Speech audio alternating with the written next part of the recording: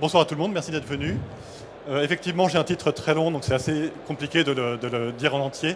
Mais ce que je vais vous présenter, ce sont des outils cryptographiques pour communiquer avec des clouds dans lesquels vous n'avez pas nécessairement confiance. Et je vais vous expliquer un petit peu ce que je veux dire par là dans la suite. Alors, d'abord, pour me présenter rapidement, donc moi je suis un chercheur INRIA et je travaille dans le laboratoire de cryptographie de l'ENS. Donc je viens du côté du monde académique.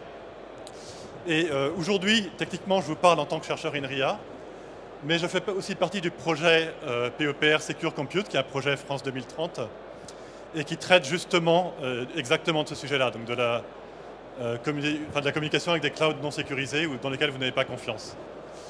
À l'intérieur de ce projet, il y a toutes sortes de partenaires et il y a toutes sortes de sujets. Aujourd'hui, comme on a 30 minutes, on est un peu pressé par le temps, donc je vous parlerai seulement de deux des techniques qui font partie de ce projet, mais il y en a bien d'autres et par exemple dans les questions, ou si vous en connaissez d'autres, vous êtes bienvenus pour amener d'autres questions autour de ces sujets-là. Ok, donc les slides sont en anglais comme vous pouvez remarquer. Donc la question qu'on se pose, c'est de communiquer avec un cloud dont vous supposez que vous n'avez pas confiance. Alors qu'est-ce que ça veut dire pas confiance? Ça peut vouloir dire plusieurs choses. Ça peut vouloir dire qu'il va être malhonnête, au sens où il va essayer de vous attaquer, mais ça peut vouloir dire aussi de manière plus bénigne qu'il souhaite inférer des informations sur ce que vous faites. Parce que là, vous avez une problématique qui est plutôt une problématique de vie privée, de protection de la vie privée par rapport aux clients qui communiquent avec le cloud. Et face à cet adversaire, vous pouvez avoir différents buts qui peuvent être, par exemple, mettre en place une sorte de contrôle d'accès des données qui sont stockées sur le cloud, même dans le cadre où vous n'avez pas forcément confiance dans le cloud lui-même pour qu'il respecte vos politiques de contrôle d'accès.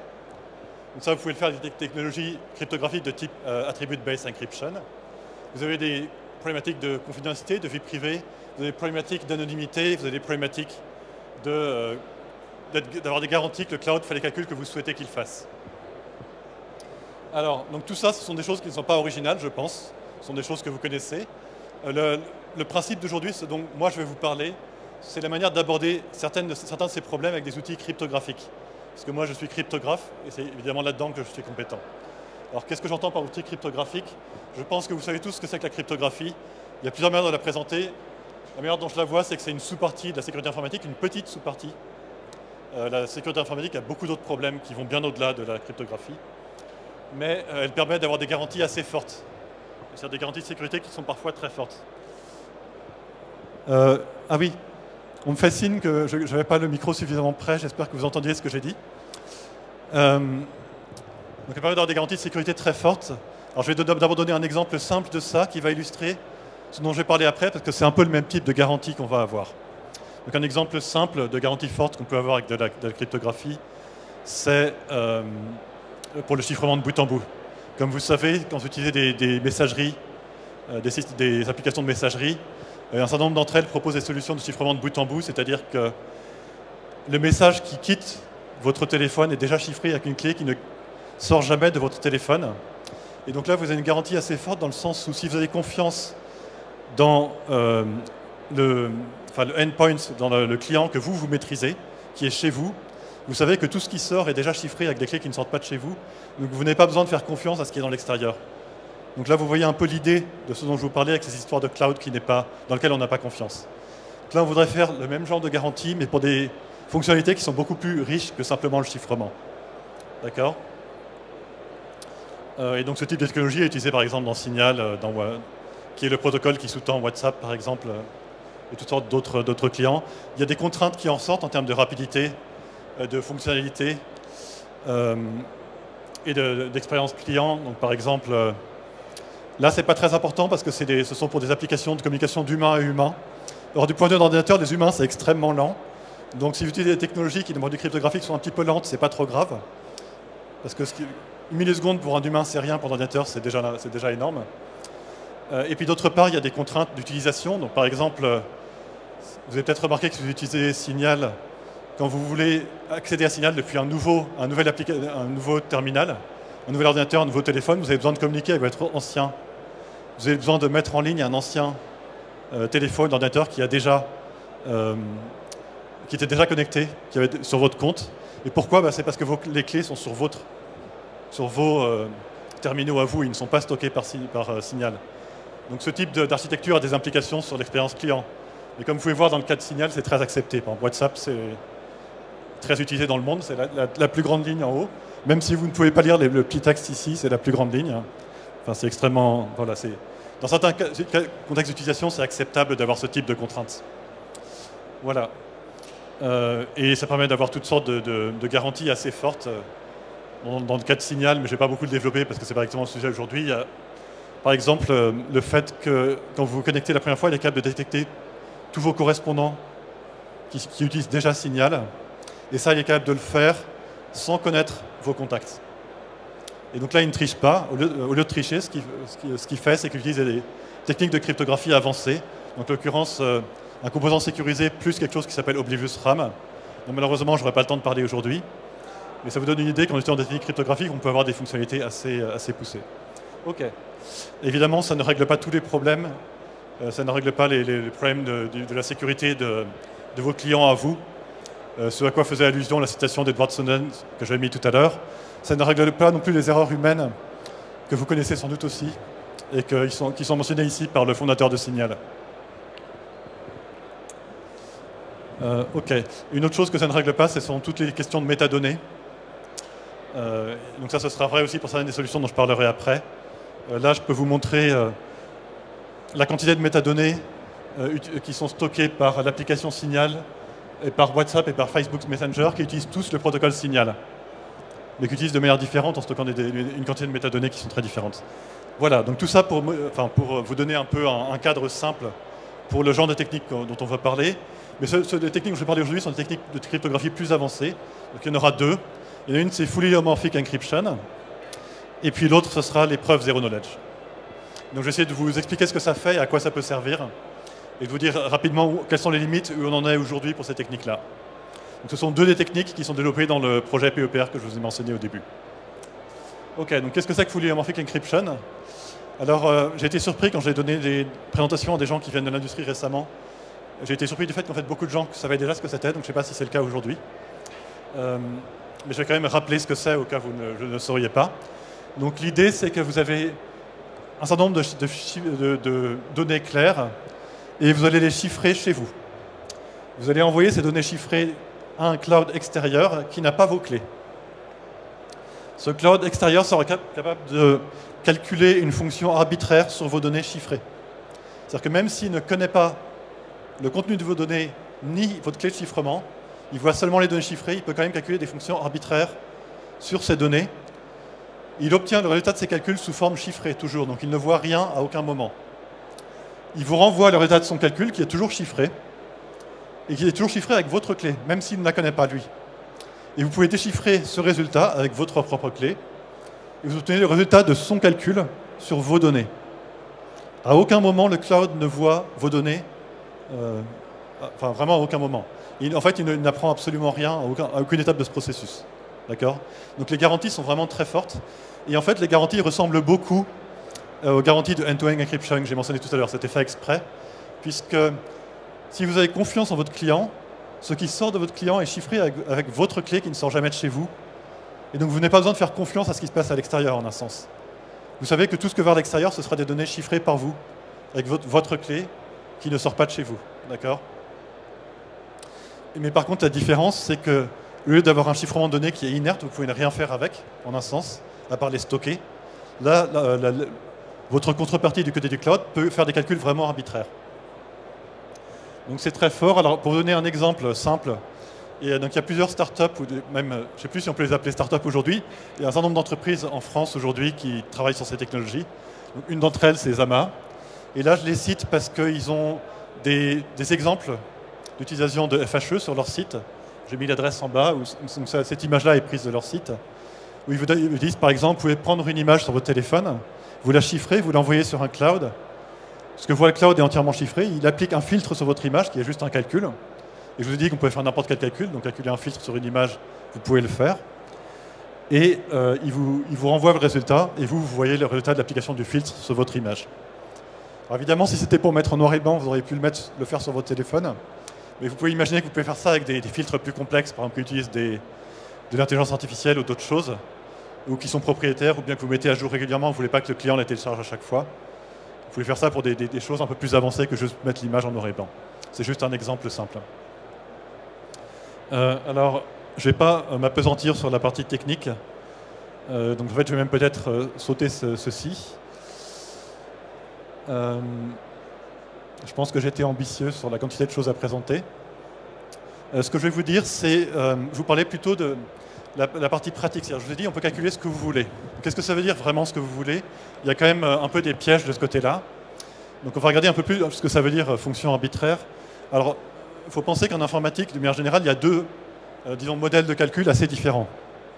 Il y en a un qui sont des algorithmes. Donc d'un point de vue, alors c'est pareil, moi je viens du monde académique, donc j'appelle ça des machines de Turing. Mais en pratique, c'est les vrais ordinateurs qu'on utilise dans la vraie vie. Ce sont des algorithmes qui interagissent avec une mémoire.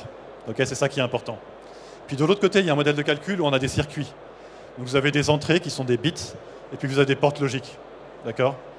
Donc ça, avec ça aussi, vous pouvez faire des calculs, vous pouvez faire des calculs arbitraires aussi. Okay, puisque n'importe quelle fonction, vous pouvez la représenter par un circuit qui calcule la fonction. Alors, le FHE, c'est de ce côté-ci du monde. Donc je vous ai dit, on peut calculer ce qu'on veut, mais ce que vous voulez calculer, il faut d'abord que vous le représentiez sous forme d'un circuit. Et donc là, automatiquement, il y a un prix à payer, parce que vos algorithmes que vous faites tourner sur, sur vos ordinateurs, ils ne se traduisent pas forcément de manière naturelle dans des circuits. C'est possible de le faire, puisque tout calcul est représentable par un circuit, mais il y aura un prix à payer dans cette conversion déjà. OK? Alors, parmi les prix qu'il y aura à payer, il y a le fait qu'un circuit il fait toujours le même calcul. En particulier, il n'y a pas de notion de complexité pire cas ou moyen cas. Il se comportera toujours comme si c'était le cas le pire. Donc si vous avez des algorithmes qui ont des cas moyens bien meilleurs que les cas les pires, ils vont payer un prix élevé quand vous les convertissez en circuit. Alors il se trouve qu'il y a beaucoup de constructions en cryptographie qui sont du côté du modèle des circuits. Donc, par exemple, si vous connaissez Multiparty Computation ou bien les SNARK ou les STARK qui sont utilisés dans les crypto-monnaies, tout ça, c'est plutôt des choses qui sont du côté du modèle des circuits. Il se trouve que les réseaux neuronaux qu'on utilise en IA, c'est aussi assez naturellement des circuits, parce que vous voyez, vous avez des couches linéaires, vous avez des fonctions d'activation pour chaque neurone. Donc, ce n'est pas exactement des circuits avec des et et des ou, mais les histoires de et et des ou, ce n'était pas important. Ce qui était important, c'était vraiment qu'il y a ce modèle sous forme de portes et de fonctions linéaires qui séparent des portes. D'accord? Donc eux aussi, ils s'expriment assez bien, ils se traduisent relativement bien dans ce type de modèle de calcul. Et c'est une des raisons pour lesquelles des applications de FHE, ça inclut en particulier faire des calculs sur de circuits neuronaux sur des données chiffrées. D'accord? Alors, cela étant dit, ça reste très lent par rapport au calcul en clair. D'accord? Alors quand je dis très lent, alors j'espère que tout le monde ne va pas sortir de la salle, mais quand je dis très lent, ça peut vouloir dire des facteurs 1000 ou des choses comme ça, ou même plus. D'accord? Donc pour des choses comme si vous voulez faire tourner ChatGPT, vous ne pouvez pas. D'accord, c'est mort. Mais des petits circuits, des petits calculs, par exemple appliquer des filtres sur des petites images, ça se fait assez raisonnablement. D'accord? Donc de fait, il y a plusieurs entreprises qui travaillent là-dessus. Alors tel que je comprends, donc moi c'est pareil, je viens du monde académique, c'est pas ma spécialité, mais tel que je perçois les choses, j'ai l'impression qu'elles se positionnent en avance de phase sur des choses dont elles anticipent qu'elles vont prendre de plus en plus d'importance dans le futur. Mais en termes donc c'est plutôt sur des fonds d'investissement, et en termes elles ont déjà des clients, mais c'est en train de se transformer vers un mode de business model où on vend des produits à des clients. C'est quelque chose qui est en train de se faire maintenant, disons. Et donc là, se positionne de manière stratégique. Donc il y a Zama qui est une boîte française, donc Cryptolab qui est coréenne, mais qui emploie plusieurs chercheurs en France. Parce que la France est bien positionnée en cryptographie en général, donc il y a pas mal de bons chercheurs, y compris en FHE, donc au CEA. Il y en a, donc il y en avait à l'ENS Lyon qui sont partis chez Cryptolab, il y en avait à toutes sortes d'endroits qui sont partis chez Zama, etc. Et il y a différents modèles de FHE qui s'appliquent plus ou moins bien à différents types de calculs, donc c'est quelque chose de très riche et de foisonnant, que là je vous ai vraiment présenté de manière extrêmement rapide. Alors j'arrive à la deuxième partie. Je suis conscient que j'allais très vite, mais si vous avez des questions plus tard, n'hésitez pas, parce que je vais essayer de garder un peu de temps pour les questions. Je voudrais vous parler de Zero Knowledge. Alors, c'est pareil, je vais sauter un certain nombre de choses. Donc, qu'est-ce que c'est une preuve Zero Knowledge? Donc, une preuve Zero Knowledge, c'est je veux vous démontrer des choses arbitraires sans vous révéler autre chose. Donc, démontrer des choses, c'est le côté preuve. Sans vous révéler d'autres choses, c'est le côté Zero Knowledge. Donc, par exemple, je voudrais vous démontrer que j'ai suivi un protocole de manière honnête. Donc, j'ai suivi exactement l'algorithme que je suis censé suivre en tant que serveur. Je n'ai pas essayé de calculer, de vous poser des questions qui ne faisaient pas partie du protocole. Tout ce que je vous ai envoyé, c'était exactement le protocole que je suis censé appliquer. Ça, je peux vous le prouver de manière zero knowledge. Pourquoi est-ce que le zero knowledge peut être intéressant dans ce type de contexte? Parce que peut-être que ce que j'ai calculé utilise des données privées, utilise ma clé secrète, etc. Je vais vous démontrer que j'ai suivi le calcul que j'étais censé faire sans vous révéler les entrées du calcul parce qu'ils peuvent contenir des données secrètes. Ça, je peux le faire avec une preuve zero knowledge. Je peux vous démontrer qu'une transaction en crypto-monnaie, par exemple, elle est légitime au sens où la quantité d'argent qui sort est égale à la quantité d'argent qui entre. Les gens qui dépensent l'argent avaient le droit de dépenser de l'argent, c'est-à-dire qu'il y avait suffisamment dans leur fonds avant. Mais je ne veux pas révéler qui reçoit quoi et combien. C'est pareil, je peux faire une preuve qui démontre toutes ces choses. Zero knowledge, c'est-à-dire qu'il ne révèle pas toutes les choses que je n'ai pas envie de révéler. OK? Et donc là, j'exagère pas trop, c'est à nouveau quelque chose de très puissant. C'est-à-dire qu'on peut démontrer un petit peu ce qu'on veut, avec une garantie de zero knowledge qui est très forte, qui est qu'on ne révèle pas plus que la propriété qu'on démontre. Donc c'est vraiment, enfin, de manière absolue, on ne révèle pas plus que la propriété qu'on démontre. Alors là, je vais à nouveau sauter toute la partie technique, et je vais plutôt vous donner, alors d'abord, l'idée qu'on peut faire des preuves pour des choses arbitraires qui sont de taille petite. Donc ça, c'est déjà une... alors la construction que je vous ai sautée était une construction déjà ancienne, mais elle arrivait déjà à faire des preuves donc relativement petites, de quelques centaines de kilooctets, pour des propriétés qui sont arbitrairement complexes. C'est-à-dire que la taille de la preuve ne grandit pas en pratique avec la complexité de ce que vous démontrez. Ce qui peut paraître choquant repose sur des propriétés qui sont vraiment intéressantes d'un point de vue technique. Et d'autre part, donc le temps de vérification est relativement, c'est très lent pour l'ordinateur, 10 millisecondes, mais pour un humain, c'est instantané, disons. C'est un peu comme tout à l'heure, c'est pas rapide, mais c'est pas ridicule non plus. Et ça, c'est assez ancien, et c'est quelque chose de très actif, il y a beaucoup de progrès qui est fait dans ce domaine-là. Alors, je vais vous donner, juste pour conclure, un exemple de propriété qu'on peut démontrer avec du zero knowledge pour vous donner une idée de à quoi ça peut être utile. Et pour ça, je voudrais vous parler de vote électronique, donc assez rapidement. Et particulièrement, je veux parler du type de vote électronique où vous imaginez que toutes les personnes qui participent au vote, vous chiffrez votre vote et vous le mettez sur un bulletin, donc dans un cloud que tout le monde voit. Donc le fait que tout le monde voit, c'est pas gênant parce que vous avez chiffré votre vote. Donc, vous publiez votre vote chiffré. Les gens ne savent pas ce que vous avez voté. Mais plus tard, les gens voudraient vérifier que le résultat du vote qui est publié, c'est effectivement la somme des votes que les gens ont mis sur le serveur. D'accord? Donc là, vous voyez qu'il y a une connexion avec les preuves zero knowledge. Je voudrais démontrer que le résultat annoncé du vote, c'est la somme des votes chiffrés que tout le monde voit, sans révéler les votes individuels des gens. Et donc ça, je peux le faire avec une preuve zero knowledge. Mais de plus, si vous commencez à gratter un peu plus dans ce qu'il faut faire pour construire un vrai système de vote électronique de ce type-là, il faudrait aussi que votre vote, ce soit un vote légitime parmi les candidats possibles, par exemple. Et donc avec votre vote, vous publiez une preuve zero knowledge que ce que vous avez voté est un choix parmi les choix qui étaient possibles, par exemple. Ça, vous pouvez de nouveau le faire avec une preuve zero knowledge. Et qu'est-ce que vous faites du vote blanc ou du vote nul? Alors, quand vous construisez le système complet, il y a toutes sortes de questions à se poser, dont celle-là. Alors, si c'est un vote oui ou non, je pense que ce sera un peu plus complexe. Là, tel que je présente, c'est plutôt pour des votes oui ou non. Ce que vous démontrez, c'est que la somme des votes 1, c'est tant.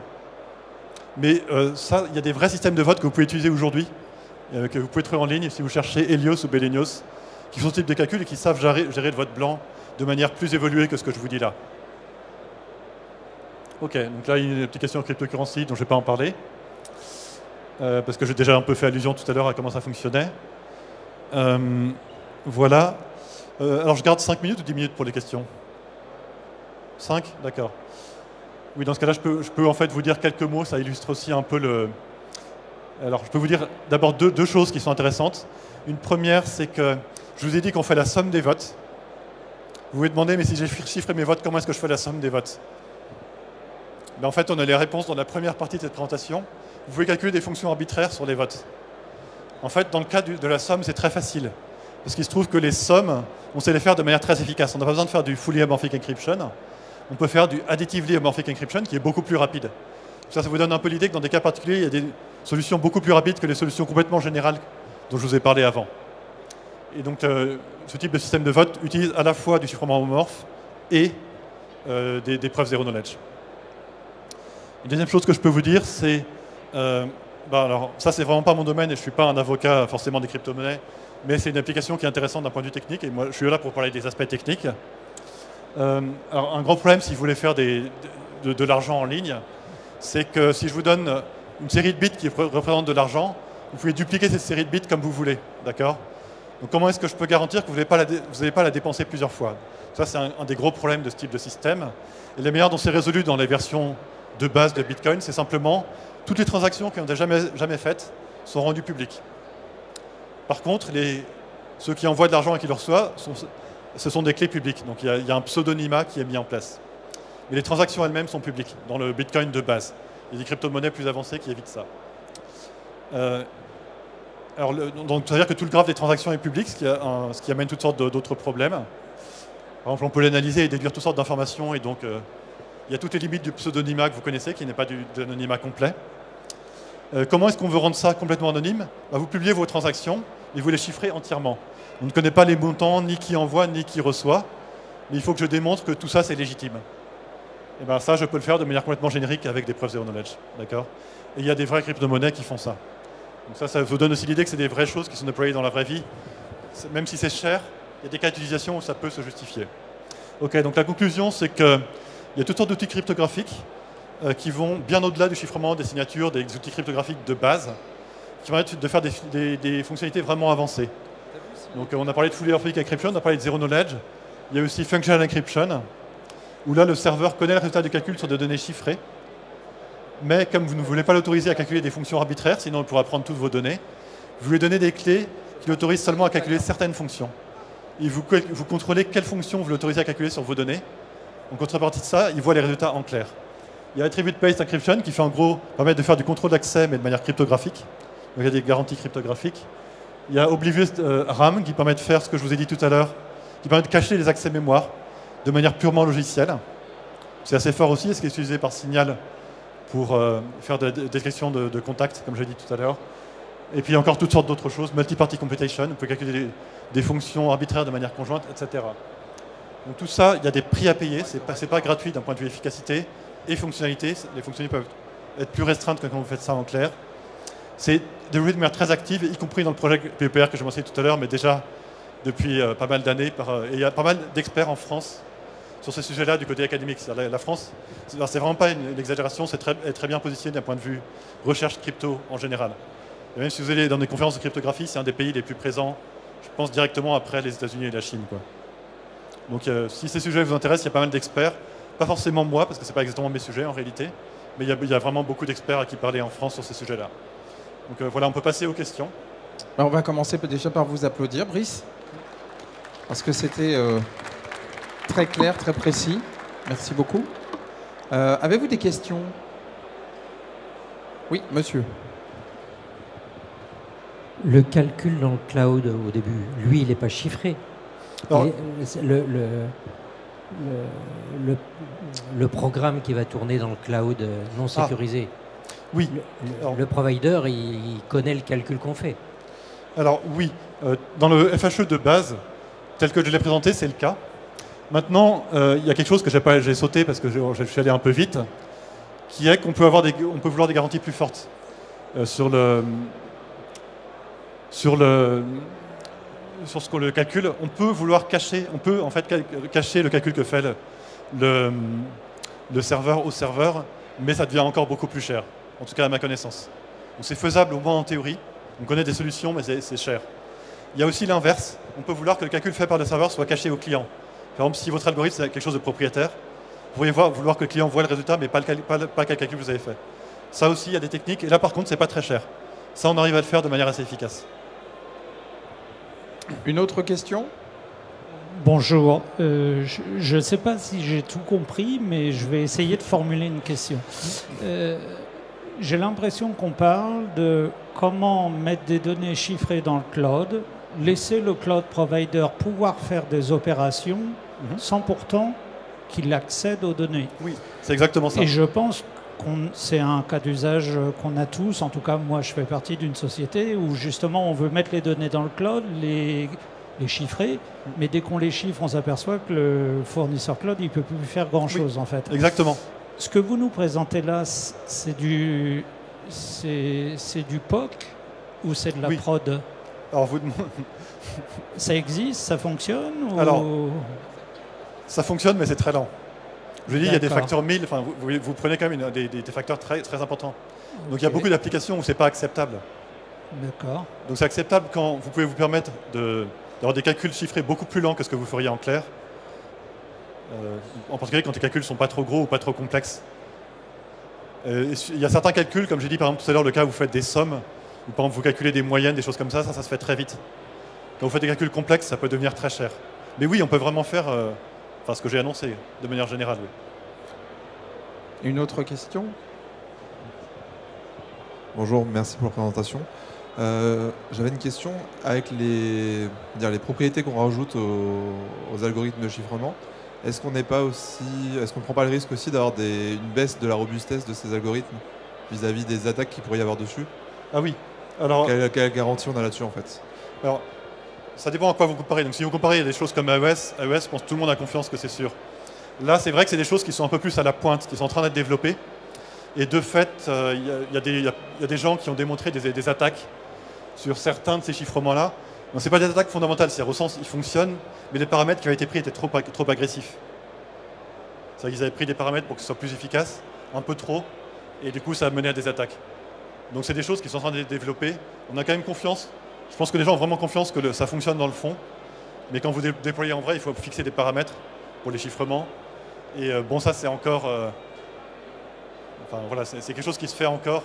Mais on n'a pas une garantie aussi forte que, je sais pas, AES. Donc pour des choses hyper sensibles, il faudrait peut-être prendre des paramètres un peu plus grands pour être vraiment sûr. Et ce sera encore un peu moins efficace, quoi. Brice Minot, merci beaucoup. On va vous applaudir, bien évidemment.